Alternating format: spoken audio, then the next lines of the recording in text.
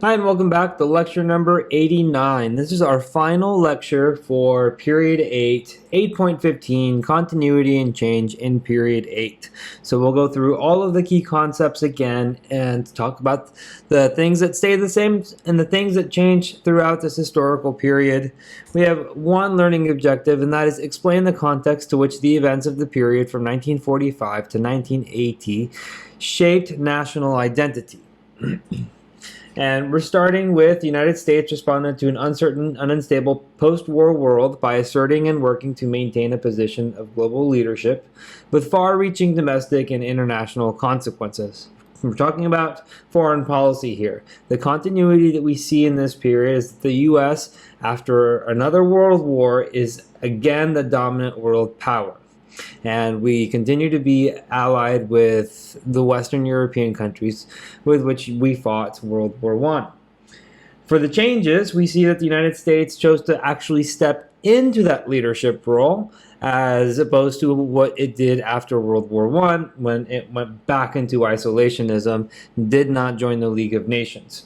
This time around, the United States co-founds the United Nations, the NATO Treaty Alliance, and we implement the Marshall Plan to try and keep communism out of Europe. We help form financial institutions like the International Monetary Fund and the World Bank.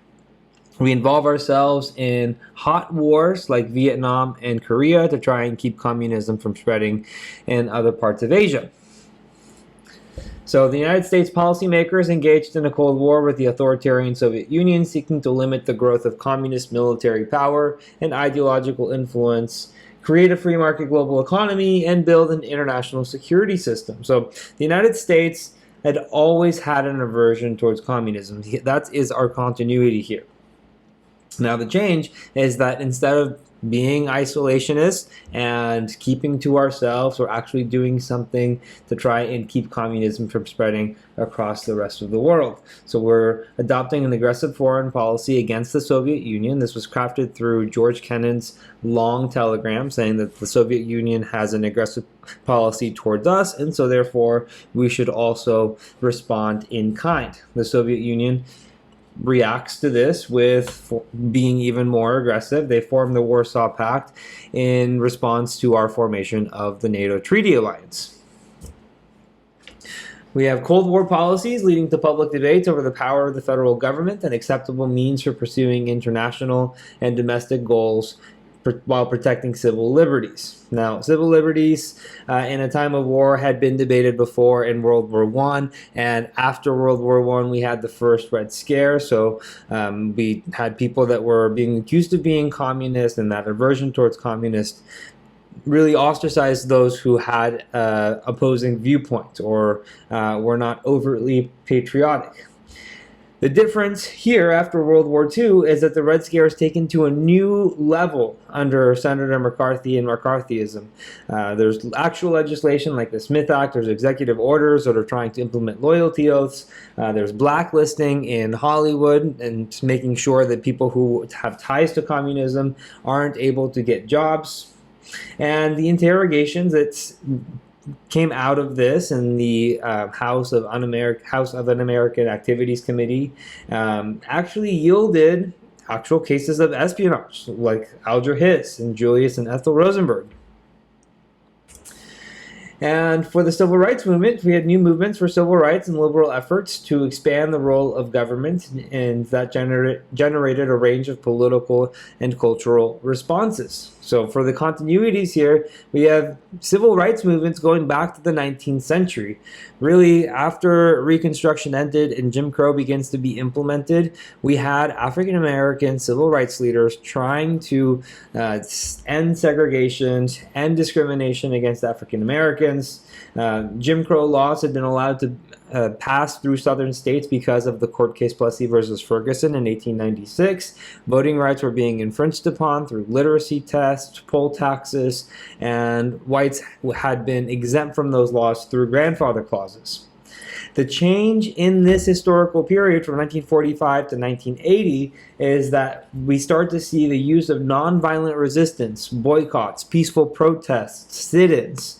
We had the Montgomery bus boycott, we had the lunch counter sit-ins, we had the Freedom Riders, and that's really showing a cultural change. And the images of peaceful protesters being harassed, being beaten, is really changing the conversation about what African Americans really deserve and what the reaction, the backlash against this has been. So, seeking to fulfill Reconstruction-era promises, civil rights activists and political leaders achieved some legal and political success in ending segregation, although progress towards racial equality was slow. The continuity here is that the government had implemented some previous policies to end discrimination. We had the Executive Order 8802 that was put in place to end segregation in the defense industries during World War II, but it was nothing close to what was able to be done under Johnson's Great Society program.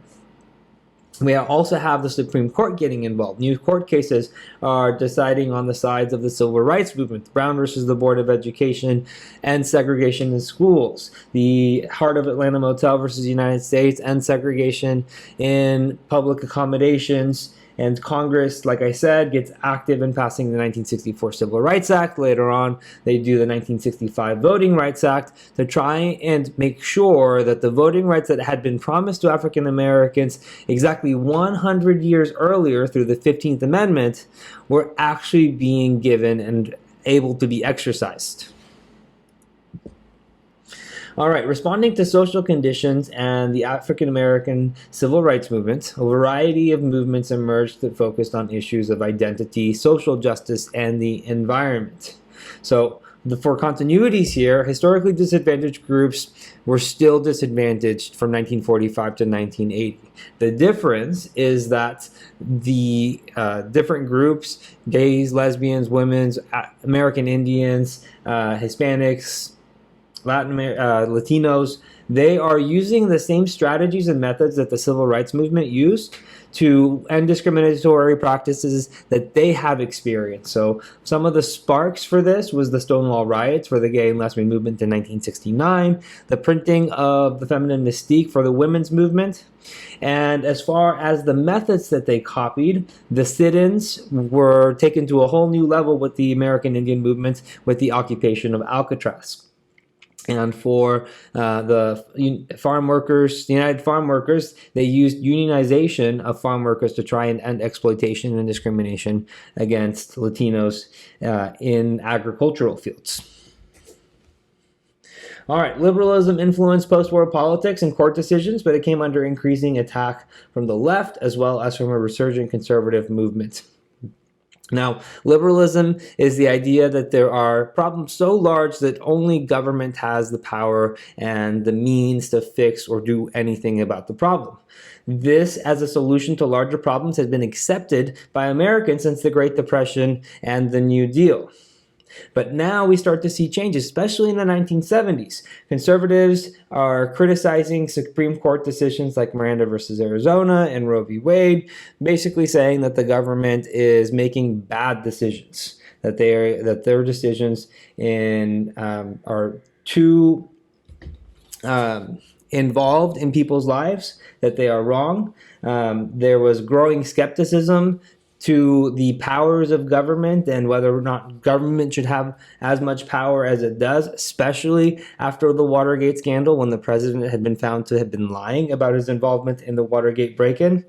And there was also criticisms of liberalism from the left, as the key concept suggests. The Weather Underground was a group that got fed up and sought faster changes from the government and adopted violence as a way to voice their discontent. All right, post-war economic and demographic changes had far-reaching consequences for American society, politics, and culture. So for the continuity here, after World War I, there was an economic expansion in the United States. You might remember the Roaring Twenties, and the accumulation of wealth, both after World War I and after World War II, continued at disproportionate levels. So the United States still had a racial wealth problem, racial wealth gap. White families were able to buy homes in nice neighborhoods, in the suburbs, in Levitt towns, and because of discriminatory practices like redlining or discrimination in lending, African American families were not able to build that same wealth through this era. As far as changes go, the baby boom becomes this new generation that's coming of age at the same time. They're growing or coming of age as people are moving to the suburbs and to the Sun Belt. That's the South and the West of the United States. And this younger generation is coming of age in an era of change. They become active in anti-war protests and hippie counterculture. So remember that they maybe did not want to conform to the lifestyles and to the paths of their parents. They maybe did not see as much of a need to conform to those lifestyles, especially if all of a sudden they would be called up to go and serve in Vietnam and possibly not come back. All right, so rapid economic and social changes in American society fostered a sense of optimism in the post-war years. For continuities here, we see that the United States was in the strongest economic position after World War II, just like it was in the strongest economic position after World War I. This creates a lot of optimism. The policy proposals under JFK and LBJ, they were called the New Frontier and the Great Society. They epitomized this optimism. LBJ declared a war on poverty. He thought that government was going to be able to solve all of society's ills, whether they be economic, foreign policy, or even economic and racial problems. And as far as changes, once other countries recovered from the devastation of the war, the United States is encountering more economic competition. We undergo some economic recessions with the OPEC oil embargo. This is going to lead to stagflation. Not only is our economy slowing down and unemployment's going up, but inflation is also creeping upwards. And the government's response to try to fix inflation is only going to make unemployment worse, which is going to really put a damper on the optimism that had started after the Second World War. All right, so new demographic and social developments, along with anxieties over the Cold War, changed U.S. culture and led to significant political and moral debates that sharply divided the nation. So divisive issues are not new for U.S. history. We've seen them before in previous periods.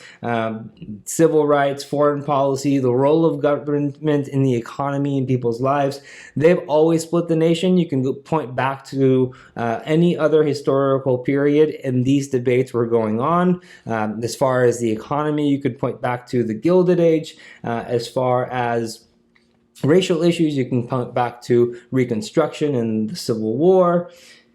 And for the economy, you can point back to the Great Depression as well.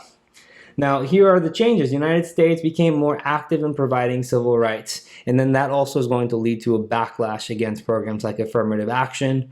And there's also going to be backlashes against riots because there's still going to be discrimination and segregation, which will erupt into people being angry and rioting, and those that are watching the riots unfold are going to be less friendly towards the goals of the civil rights movement.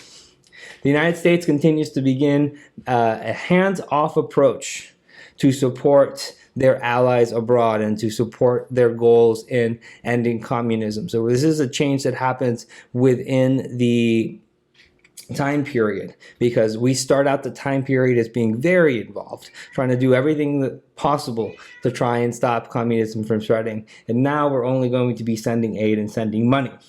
Vietnamization was Nixon's strategy to have American troops start coming back home and South Vietnamese troops taking the place of those American troops. And then there's also going to be backlash against the economic regulations, some of these that were put in place by the growing environmental movement that were trying to protect certain endangered species or trying to protect the cleanliness of America's air and America's water. All right, so that was it. Here is our recap. The United States becomes a global leader in the Cold War against the Soviet Union. That's a change. The U.S. objective of the Cold War was to limit the influence of communism around the world. You can make an argument that this is a continuity because of our previous aversion to communism after World War I. The Civil Rights Movement made significant gains, inspiring other historically disadvantaged groups. Here we have a continuity and a change. The Civil Rights Movement was nothing new. The thing that was new, the thing that was different, was that it got governments to make some changes. The Supreme Court was active in ensuring civil liberties and leading to opposition from critics of big government. That's a change. And post-war economic growth and the baby boomers impacted American culture. That's another change. And then finally, the post-war optimism will give way to disillusion over Vietnam War and Watergate. And that's, again, a change that we'll see at the very end of the historical period. All right, congratulations. You've made it 8 historical periods into this course. There is just one more historical period left. It's going to be 7 lectures, and then you will have all of the content necessary for you to do well in the AP exam. So thank you for watching, and I'll see you when we start period 9.